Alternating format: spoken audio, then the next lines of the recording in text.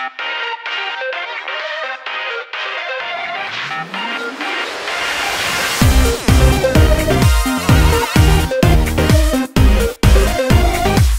Inner Gamer podcast, and I'm here with Diego, who is representing. He's a developer for a new game called From Beneath. So, tell me a little bit about your game.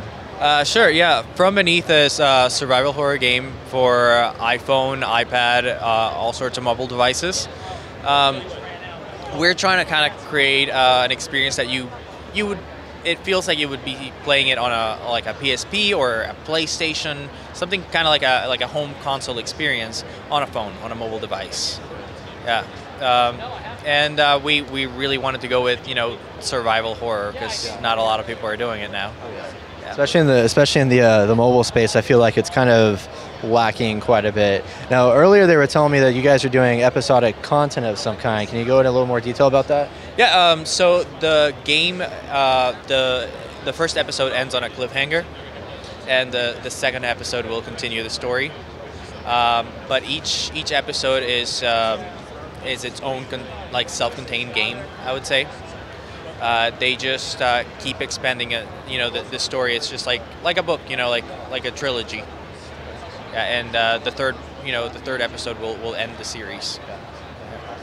Now, I noticed up here there's a lot of different characters. Is this different characters in the game, or tell me about these different characters that are up here? So the game is mission-based, and you actually play as all of these characters at some point. You don't actually get to choose who you play as, but each mission has its own defined character based on the story. So you'll go from playing, a 40-some-year-old man who happens to have a gun to right after that playing as an 8-year-old boy with no method of defending himself.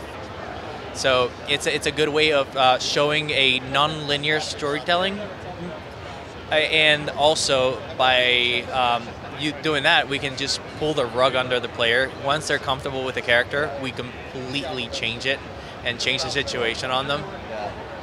I like that. I like the diversity in gameplay. That would be really cool. So your team, it's you, and then how many other people are in your team?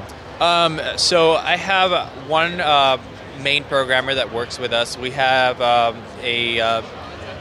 also a AI programmer, and a couple of artists that do environments, and one artist that does all of our enemy designs and stuff. So we're overall with some freelancers that we hire here and there, we're at all times no more than 10 people. Now, is this going to be your first game to release to the public, or do you have others that you've worked on in the past that you've released yourself? No, this is my first one. This is the first big project that I've actually released to the public, that I haven't just kept to myself. So it's kind of terrifying and really, really exciting. Well, that's awesome. So tell us a release date and where we can find it online. So we hope to be done with debugging by April, and then just see how the debugging goes. And if I don't die on the way there, we hope to be releasing soon after. Yeah. And where can we find it online? Our website is fancyrabbitgames.com. Well, you heard it here, fancyrabbitgames.com. We'll be checking it out for sure. Thank you, Diego. Appreciate it. Hey, we're at PAX, guys. The Inner Gamer is at PAX South. We're here on day 2 of PAX South, and it's about to get real. So far, I'm tired, hungover, and full of coffee, and it feels good. Do you really? Can you give me a hug? That's true. Everything's bigger in Texas, right?